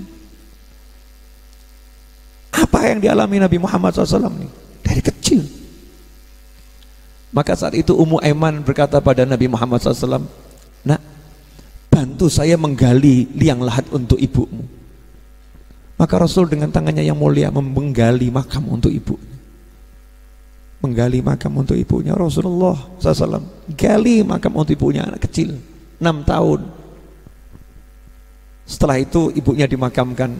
Ummu Aiman pun memalingkan wajah Nabi Muhammad SAW dari ibunya, biar nggak lihat ibunya dimasukkan ke dalam liang lahat. Ditimbun itu. Rasulullah SAW tidak bergerak dari makam ibunya. Khilaf ulama berapa lama itu. Diajak pulang sama Ummu Aiman, ayo kita ke Mekah, ayo kita pulang. Ummi, ummi, ummi, ummi. Terus manggil ibunya, ummi, ummi, ummi. Dipanggil ibunya, mau diajak pulang. Tapi ya sudah meninggal. Maka akhirnya pulanglah Nabi Muhammad SAW bersama Ummu Aiman.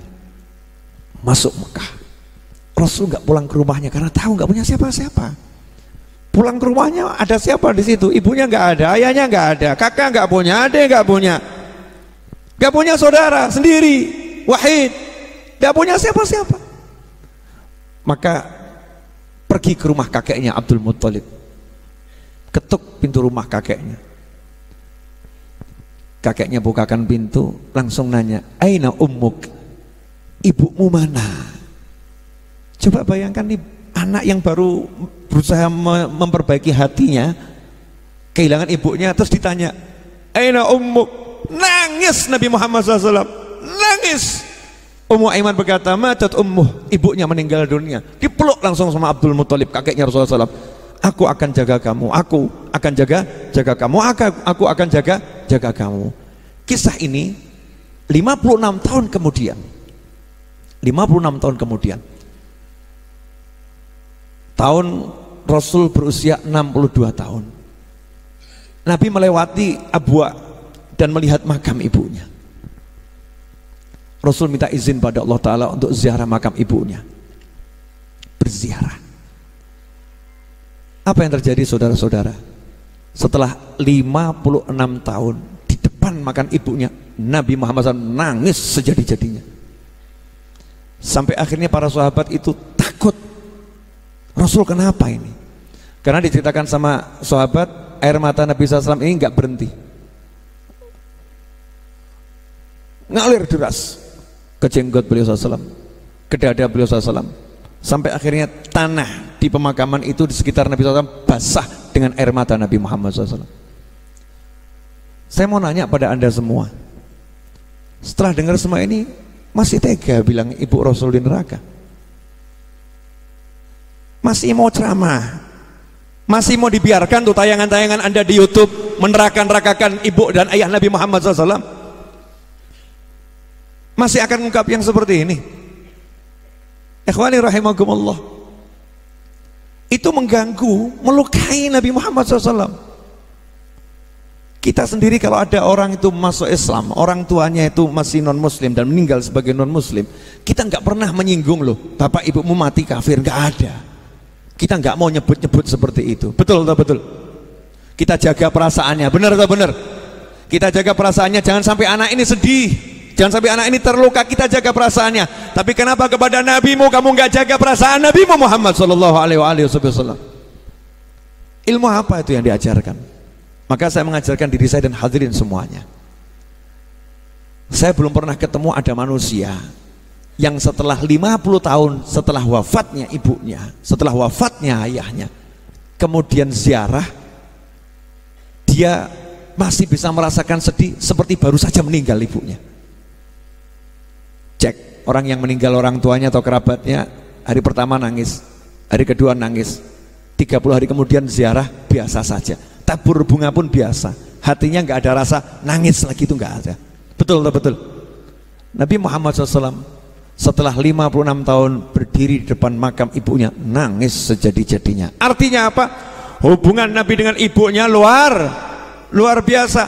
Dan ini pelajaran buat kita semua, bagaimana hubungan kita dengan orang tua kita, bagaimana kasih sayang kita dengan orang tua kita, bagaimana kasih sayang kita dengan ibu kita. Makanya Rasul bersabda, ummuka thumma abuk, ibumu baru ayahmu. Karena beliau dari kecil punya kedekatan yang luar biasa dengan ibunya Nabi Muhammad sallallahu alaihi wasallam. Ikhwani rahimakumullah.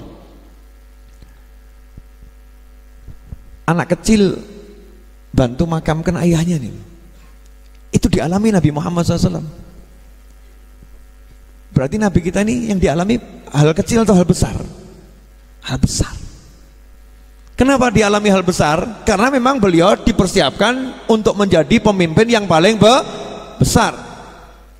Beliau dipersiapkan untuk membawa seluruh makhluk Allah Ta'ala ke jannahnya Allah Subhanahu wa Ta'ala.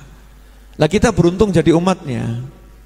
Makanya insya Allah tiap Jumat sampai nanti Rabiul Tsani, bukan cuma Rabiul Awal, sampai Rabiul Tsani kita akan belajar Nabiku, kenal Nabi Muhammad sallallahu alaihi wasallam. Kira-kira setuju enggak kalau saya tiap Jumat bahasnya begini? Setuju atau enggak setuju? Ya alhamdulillah kalau setuju.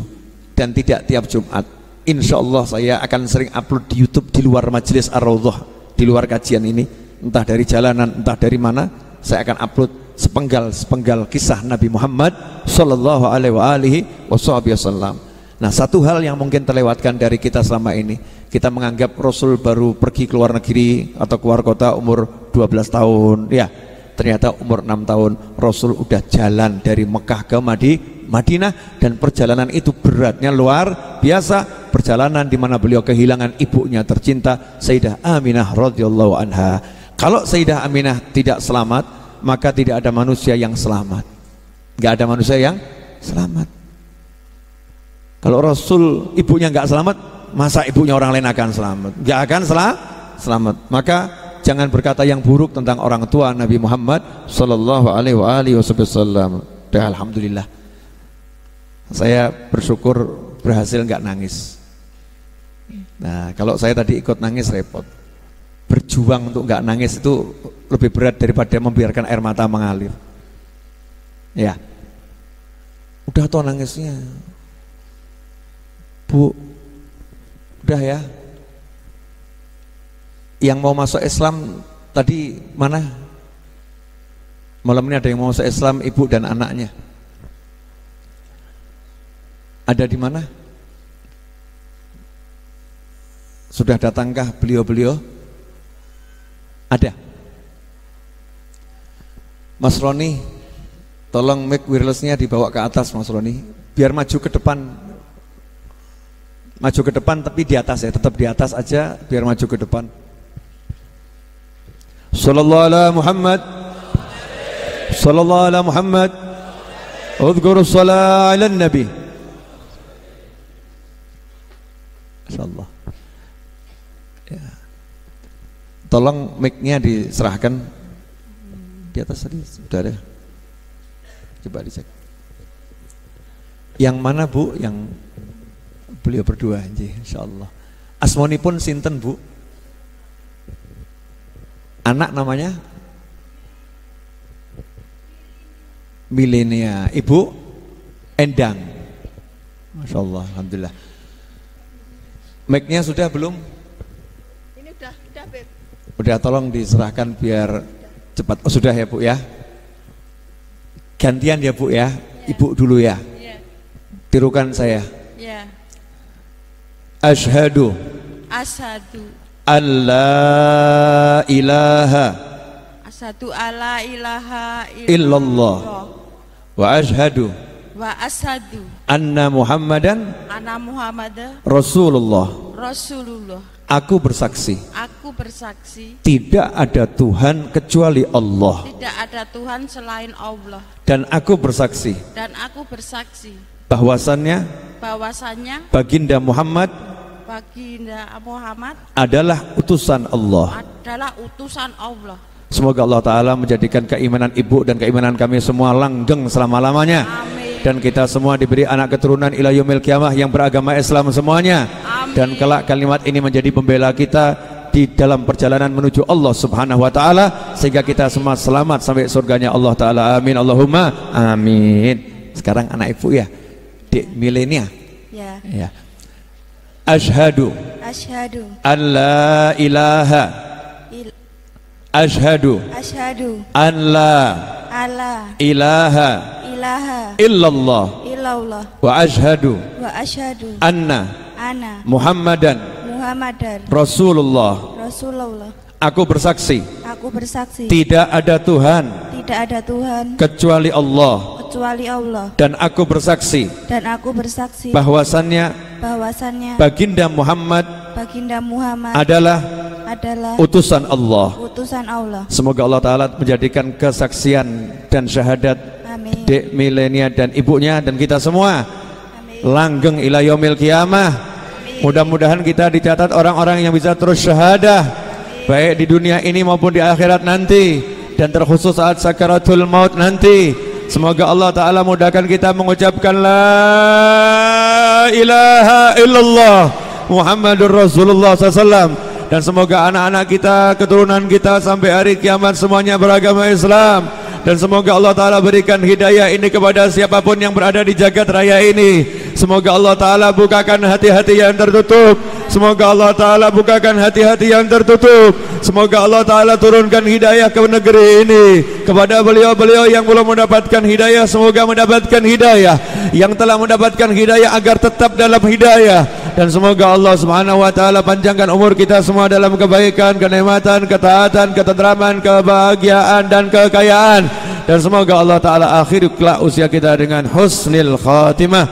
Wa sallallahu ala sayyidina maulana Muhammadin wa alihi wasallam. Alhamdulillah rabbil alamin. Al-Fatihah. A'udzu billahi minasyaitonir rajim. Bismillahirrahmanirrahim. Alhamdulillahirabbil alamin arrahmanir rahim maliki yaumiddin iyyaka na'budu wa iyyaka nasta'in ihdinas siratal mustaqim siratal ladzina an'amta 'alaihim ghairil maghdubi 'alaihim waladdallin amin. Makasih Bu. Ibu sama anak ini enggak punya dosa.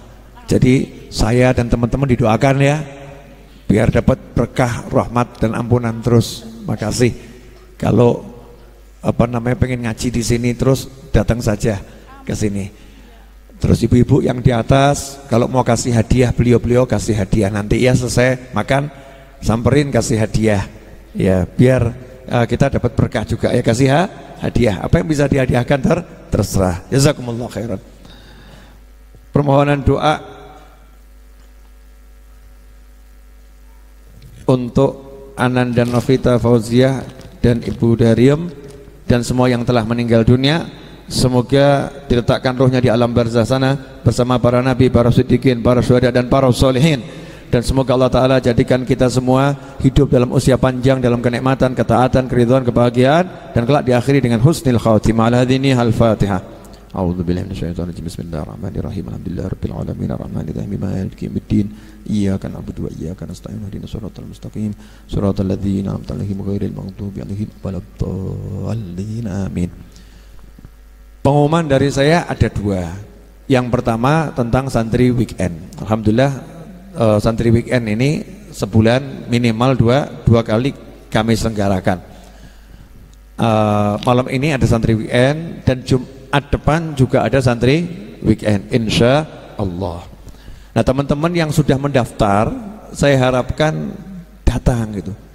Jangan seringkali daftar tapi di hari hanya nggak datang gitu ya, sehingga itu menjadi penyebab teman-teman yang lain tidak bisa masuk gitu, tidak bisa masuk.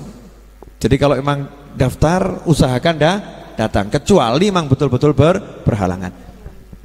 Kemudian santri weekend yang saya dan teman-teman kelola ini tidak memungut biaya serupiah pun, ya, tidak ada biaya serupiah pun, gratis 100%. Sengaja saya omongkan jangan sampai nanti ada oknum-oknum yang kemudian memungut biaya. Naudzubillah min dzalik.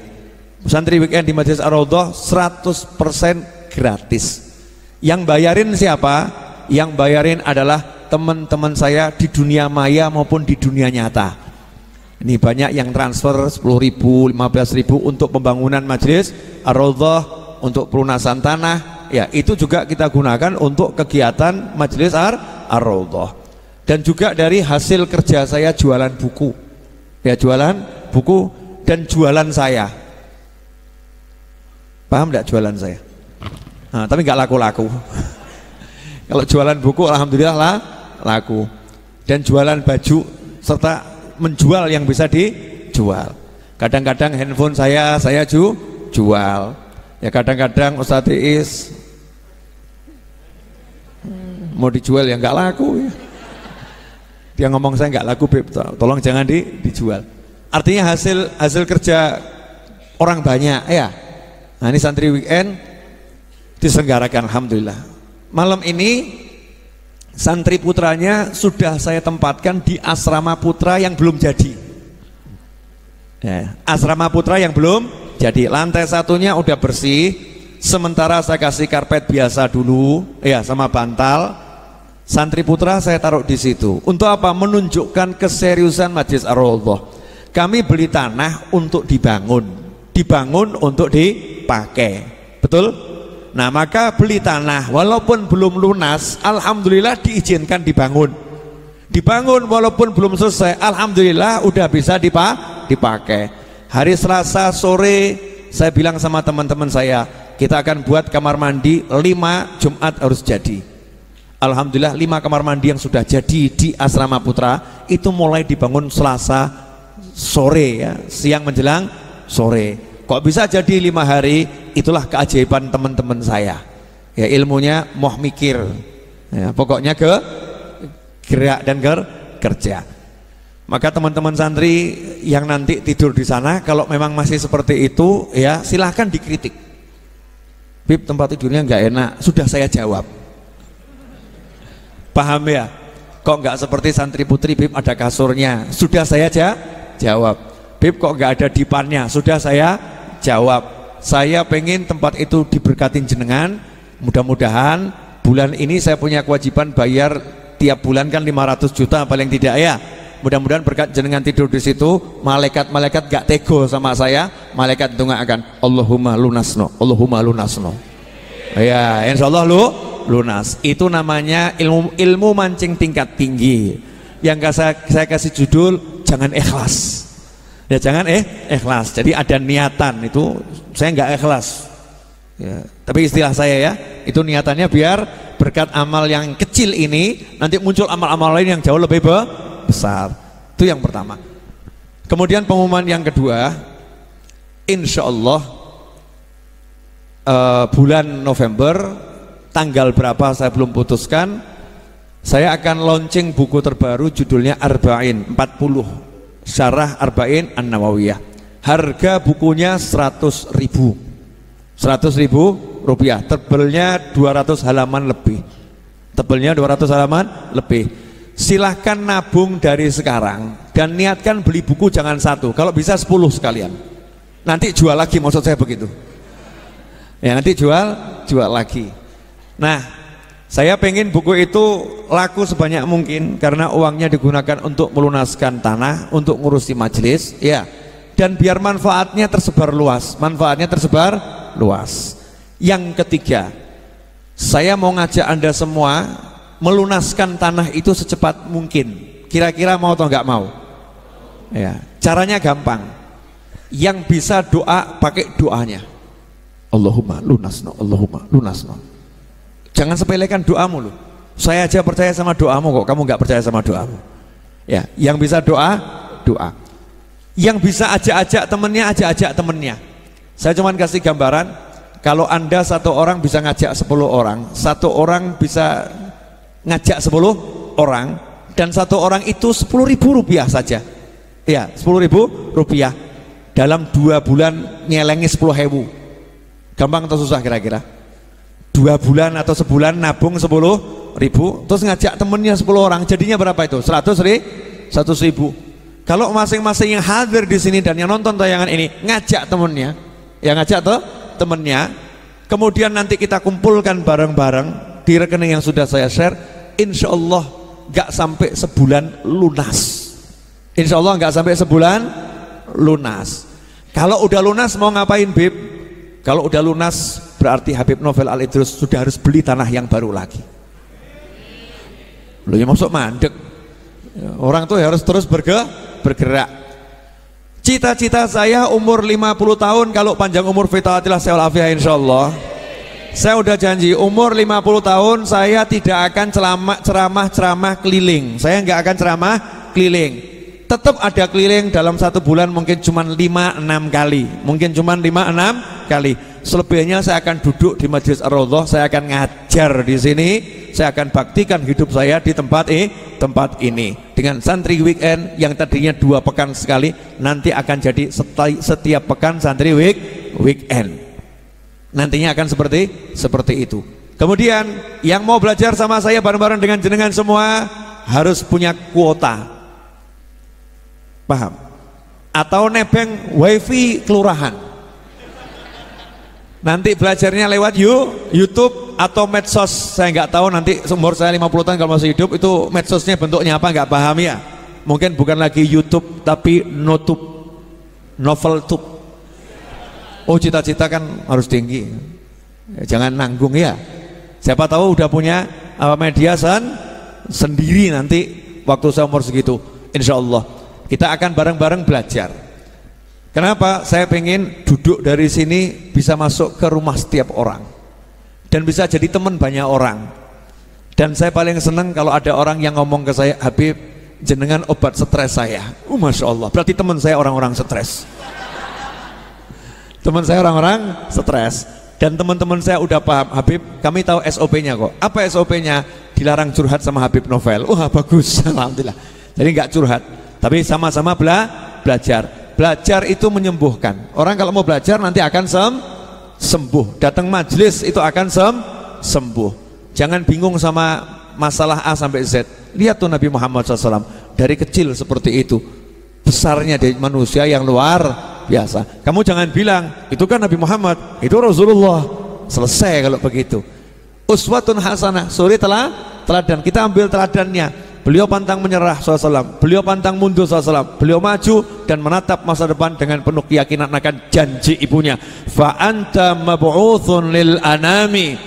Kalau benar mimpi yang aku lihat, maka engkau adalah utusan untuk seluruh umat manusia, baik untuk Mekah, Madinah maupun di luar Mekah dan Madinah. Seluruh wilayah kamu akan menjadi Rasul yang diutus oleh Allah Subhanahu wa Ta'ala. Maka kita harus pede, insya Allah kita bisa ngajak orang sebanyak mungkin untuk menikmati yang nikmat halal di jalan Allah Subhanahu wa Ta'ala. Yang terakhir, mohon maaf tadi saya terlambat 30 menit.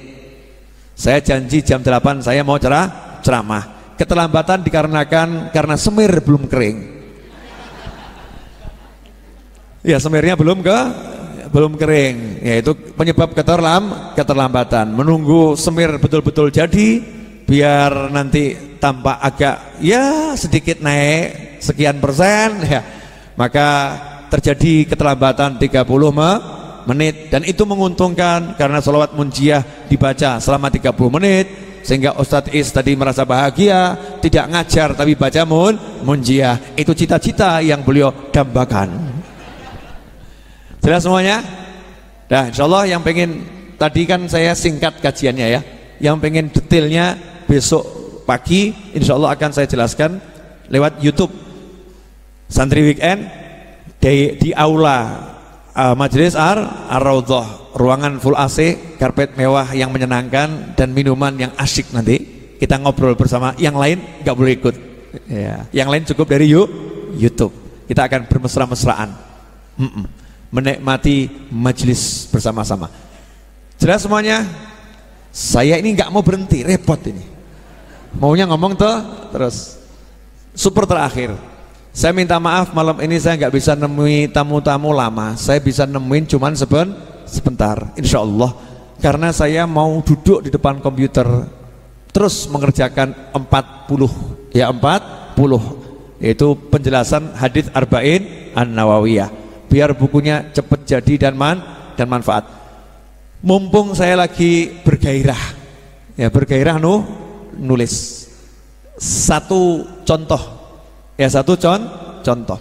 Seringkali kita menerjemahkan innamal a'malu binniyat wa innamal likulli imrin ma nawa dengan kalimat setiap amal itu tergantung niatnya dan setiap orang mendapat pahala sesuai niatnya. Tapi saya tidak menerjemahkan seperti itu. Terjemahannya adalah innamal a'malu binniyat, sesungguhnya mayoritas amal itu sah kalau pakai niat. Sesungguhnya mayoritas amal itu sah kalau pakai niat, dan sesungguhnya setiap orang hanya akan mendapatkan pahala sesuai niatnya. Titik. Itu nanti bedanya banyak. Penjelasannya baca bukunya. Ya, itu kan cuman terjemahannya ya. Penjelasannya baca bukunya. Insyaallah begitu. Tertarik sama bukunya? Siapkan tabunganmu sebanyak mungkin. Ya. Rogoh kocekmu selembar bisa jadi 200 halaman. Cuman satu lembar kertas jadi banyak kertas. Ya, kertasnya banyak sekali dan kertasnya jauh lebih besar. Itu namanya buku. Dan nanti saya akan buat bedah buku, insya Allah Solo jelas di Majelis Ar-Raudhah ya. Kemudian di Jakarta insya Allah. Di Jogja, Surabaya iya atau enggak ya? Malang, Surabaya, lihat-lihat dulu deh. Ya, lihat-lihat dulu. Bandung insya Allah ya Bandung. Minimal di sekian kota. Dan nanti ada satu, saya akan buat bedah buku yang simple, sederhana. Namanya bedah buku online. Paham? Saya akan live streaming selama kurang lebih mungkin 4-5 jam.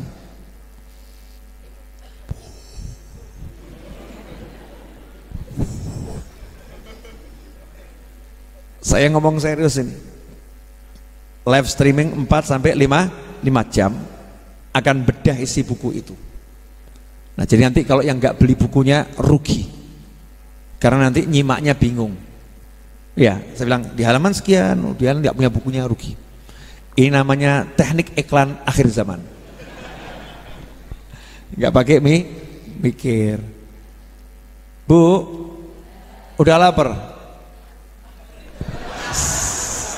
Akhirnya ada yang menolong saya. Sudah lapar? Sudah. Termasuk yang ngomong ini sangat lapar, saudara-saudara. Dan saya sudah jelaskan di Jogja kemarin bahwasannya sarapan, makan siang, makan malam itu adalah bid'ah yang tidak diajarkan Nabi Muhammad SAW. Muslim itu tidak perlu sarapan, tidak perlu makan siang, dan tidak perlu makan malam.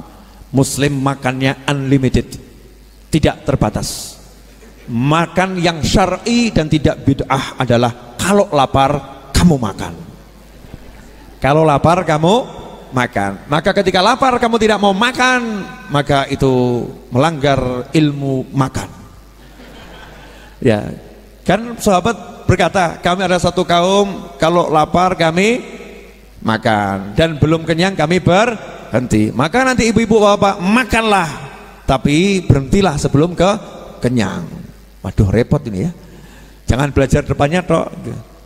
Ibu boleh makan 200 kali satu hari boleh bu. Ya itu. Belum kenyang, mandel, nanti sambung lagi. Masa mau makan nunggu sarapan? Tersiksa namanya. Mau makan nunggu makan siang, sekalian puasa. Sahur sama berbuka. Jelas semuanya? Apa bu? Ternyata yang jawab bapak-bapak, makan. Berarti wajah-wajah kelaparan menampakkan diri di hadapan saya. Terima kasih banyak. Dan teruntuk semua yang kirim-kirim tempe, tahu, ya, beras, molen dan lain sebagainya. Apapun itu, jazakumullah khairan. Ya, terima kasih. Itu jadi makanan untuk orang banyak. Mudah-mudahan berkah untuk semuanya. Ya, berkah untuk semuanya. Bener loh, saya nggak pengen berhenti ini. Nggak tahu kenapa ini. Apa ya? Lihat wajah saya sendiri. Loh, kok diganti? Sebentar, saya lagi menikmati wajah saya. Halo, Beb. Loh, kan enggak apa-apa tuh ya. Masa orang lain yang lihat wajah saya? Allahumma kama fahasin. Ya. Allahumma kama ahsanta khalqi fahasin khuluqi. Saya lagi bercermin ini. Ya, doa bercermin harus dibaca. Saya tadi ingat satu hal terus lupa. Jadi berarti nggak boleh diingat, nggak boleh disampaikan. Bu, dah. Jadi insya Allah setiap Jumat sampai Rabiul Tsani, khusus Jumat ya, Habib Novel akan dandan seperti ini. Jangan Jumat depan siapkan dandan terbaikmu. Yang mau pakai belangkon, pakai belangkonmu. Belangkon itu sama ini ya. Belangkon itu imamah Jawa. Niru ya, niru Nabi Muhammad SAW, tapi modelnya dibuat. Nah ini belangkon ya. Boleh pinjam? Nah, lihat.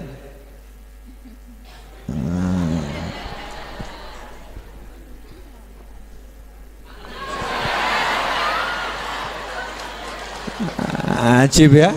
Ya. Saya pengen buat gini tapi yang putih. Ya. Kian tampan. Ada yang bilang kian tampan tadi. Apa, Bu? Kian tampan. Apa? Tampan. Telinga saya tuh nggak bisa denger yang nggak enak. Jazakumullah khairan. Semoga berkah manfaat. Makasih ya. Iya. Was.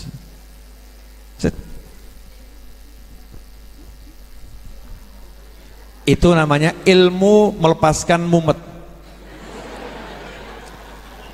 Mumet burung, kalau lama-lama kan panas. Ngelepas nunggu nanti kan repot. Maka triknya gitu, pinjem belangkon. Saya sebetulnya bukan mau pakai belangkon, pengen ngelepas ini aja gitu. Tapi sekaligus manfaat, manfaat. Yuk kita doa bersama nutup majelis ya. Allahumma salli wa sallim ala Sayyidina Muhammadin miftahi babi rahmatillah adada ma fi ilmillah salatan wa salaman daimaini bidawami mulkillah wa ala alihi wa sahbihi Allahumma ja'al fi ta'atika farahi wa sururi wa fi mardatika jami'a umuri Allahumma ya alim bihalati wa muttali ala sarairi wa niyati اقضي جميع حاجاتي واغفر ذنوبي وسيئاتي وتجاوز عن خطيئاتي وزلاتي وتقبل جميع حسناتي وسامحني فيما مضى وما يأتي واكتبني في ديوان ساداتي واسلك بي سبيل نجاتي في حياتي ومماتي اللهم إني طامع في عطاك راغب في رضاك مستسلم لقضاك فاكتبني من أولياك واسلك بي سبيل هداك وألحقني بأصفياك وصلى الله على سيدنا محمد وآله وسلم alhamdulillahi rabbil alamin. Saya tuh di akhir doa kok ketok-ketokan saya pakai belangkon putih gitu loh. Ada yang ngasih saya belangkon putih. Mungkin ada yang nonton niat mau ngasih saya belangkon putih ya. Ini modus minta belangkon saudara-saudara. Terima kasih. Wassalamualaikum warahmatullahi wabarakatuh. Format 14 ya, makannya disiapkan.